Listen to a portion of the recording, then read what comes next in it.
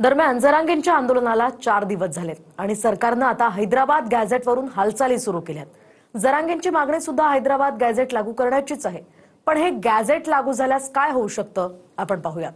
हैदराबाद गॅझेटच्या अंमलबजावणीबद्दल आपल्याला काय करता येईल?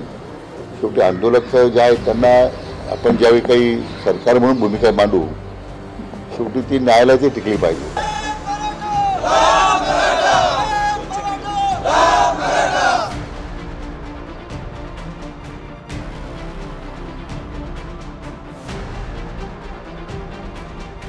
जरांगेंची मागणी आहे की हैदराबाद गॅझेट लागू करा आणि हैदराबाद गॅझेट लागू करण्यावरून सरकारनं हालचाली सुरू केल्यात। मुख्यमंत्री फडणवीस, दोन्ही उपमुख्यमंत्री, आरक्षण उपसमितीचे अध्यक्ष राधाकृष्ण विखे पाटील आणि महाधिवक्ते बिरेंद्र सराफ यांच्यामध्ये बैठक झाली, ज्यात हैदराबाद गॅझेटवरून कायद्याच्या चौकटीमध्ये काय करता येईल यावरून मंथन सुरू आहे।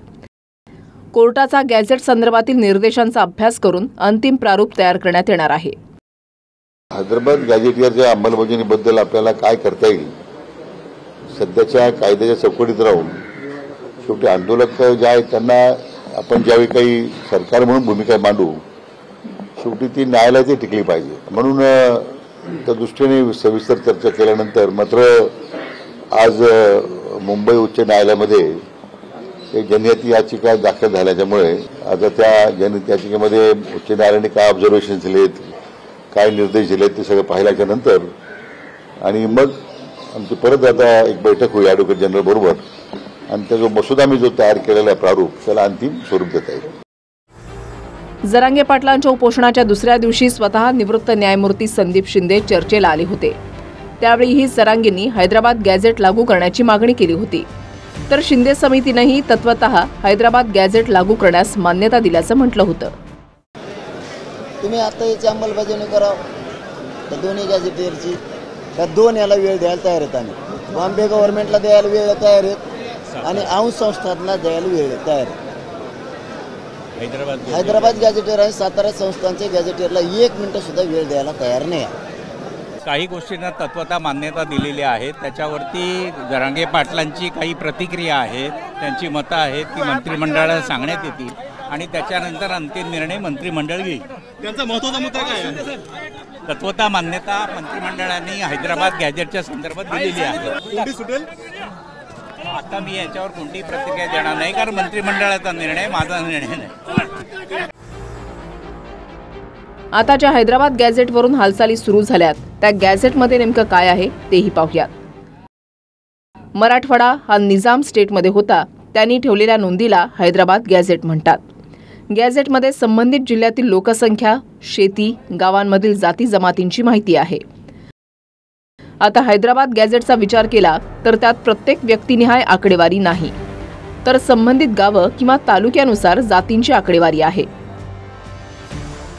Gazetteer of the Nizam dominance म्हणजे निजाम राज्यातलं हे गॅझेटियर आहे। बरं, निजाम राज्यातलं जे गॅझेटर यामध्ये काय लिहिलं की द टोटल पॉप्युलेशन इन 1881 साली पहिली जनगणना झाली, त्यावेळेला वैजापूर जो तालुका आहे त्या वैजापूर तालुक्याची पॉप्युलेशन होती 58,604। मग त्यामध्ये जातींचं बायफर्फिकेशन पण करण्यात आलेलं आहे। त्यामध्ये असं लिहिलं की 58,000मध्ये 54,261 हिंदू होते आणि त्यांचं प्रमाण दिलेलं आहे 92.58%। त्यावेळेला वैजापूर तालुक्यामध्ये 2,096 ब्राह्मण होते आणि त्याचबरोबर 1881 साली एकट्या वैजापूर तालुक्यात 24,976 कुंभी होते।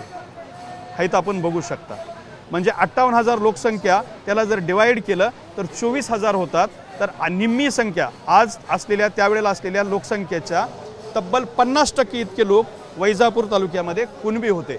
मग आज सगळे मिळून अगदी वैजापूर तालुक्याची लोकसंख्या 5-6 लाखाच्याही पुढे असेल, तर अशा परिस्थितीमध्ये सुद्धा तिकडे 24,000 सुद्धा कुणबी नसतील, जे कुणबी 1881 साली वैजापूर तालुक्यामध्ये कुणबी होते। जरांगे म्हणतायत की मराठवाड्यामधले मराठे कुणबीच आहेत आणि हैदराबादच्या गॅझेटमध्ये सुद्धा मराठा उल्लेख नसून कुणबी असाच उल्लेख आहे।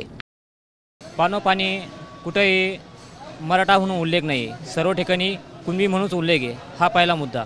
दुसरा मुद्दा असा की त्यावेळेस प्रत्येक तालुक्यामध्ये त्याच्यामध्ये भोकरदन असन, पैठण असन, वैजापूर असन, कन्नड असेल, या प्रत्येक ठिकाणी किती कुणबी होते याची यादी दिलेली आहे. त्यामध्ये परत कालांतराने बघितले आपण तर त्या यादीमध्ये त्यावेळेस किती ब्राह्मण होते, किती इतर कास्ट होते ते पण यादी दिलेली आहे. मग या गॅजेटमध्ये एकूण पानं 800 ते 900 पानाच्या आसपास आहे. तर कोणत्याच पानावरती मराठा हा उल्लेख अजिबात नाही आहे. प्रत्येक पानावरती कुणबी हाच उल्लेख आहे. तर इकडे सुप्रिया सुळेंनी मुख्यमंत्र्यांना घेरलं. विरोधी पक्षनेते असताना फडणवीस कशी अंमलबजावणी करता येईल हे सांगत होते. आता मुख्यमंत्री आहात त्यामुळे आरक्षणावरून अंमलबजावणी करा असं सुप्रिया सुळेंनी म्हटलंय. माननीय मुख्यमंत्र्यांनी विरोधी पक्ष नेता असताना मार्ग काढलाच होता. त्यांची काय लाईन होती? When there is a will, मी त्यांना कोट करते, हा माझा कोट नाही. When there is a will there is a way, when there is no way there is report. आणि काय एक अँड कमिटी, हे मी नाही बोललेले, हे माननीय मुख्यमंत्री जेव्हा विरोधी पक्ष नेते होते तेव्हा तुमच्याच काल चॅनलवरही दाखवलेली बातमी. त्याच्यामुळे माझी विनम्रपणे माननीय मुख्यमंत्र्यांना विनंती आहे की तुम्ही विरोधी पक्ष नेता असताना तुमच्याकडे मार्ग होता असं तुम्ही म्हणत होता, त्याची अंमलबजावणी लोकांनी, महाराष्ट्राच्या मायबाप जनतेने एवढा विश्वास तुमच्यावर दाखवलेला आहे. 250 आमदार तुमचे आहेत, 300 खासदार तुमचे आहेत, तुम्ही वॉक द टॉक. माझी सुप्रियाताई सहित सगळ्यांना विनंती आहे की अशा प्रकारच्या सामाजिक प्रश्नावर राजकीय पोळी भाजणं हे बंद केलं पाहिजे, कारण त्यातनं आपलंच तोंड पोळतं. खरं तर हा त्यांनी स्वतःला विचारला पाहिजे प्रश्न की मराठा समाजाचे प्रश्न इतके का चिघळले आणि त्याच्यावर सोल्युशन काढलं कोणी? त्यांच्या काळात निघालं का सोल्युशन? काढलं का त्यांनी? उलट मध्ये पुन्हा 2.5 वर्षाचं सरकार होतं त्यावेळी तर एकही निर्णय मराठा समाजाच्या बाजूने त्यांनी घेतले नाहीत. जे निर्णय झाले मी घेतले, शिंदे साहेबांनी घेतले, आता पुन्हा आमचं सरकार त्या ठिकाणी घेत आहे. त्यामुळे मला असं वाटतं की आपली राजकीय पोळी भासणं त्यांनी बंद केलं पाहिजे. मार्ग काढण्याचे प्रयत्न सुरू आहेत असं मुख्यमंत्री म्हणतात. जरांगेंची मुख्य मागणी हैदराबाद गॅझेटचीच आहे. त्यावरून कोणता मार्ग निघतो याकडे नजरा लागल्यात. दत्ता कनवटेसह प्रदीप कापसे, TV9 मराठी, मुंबई.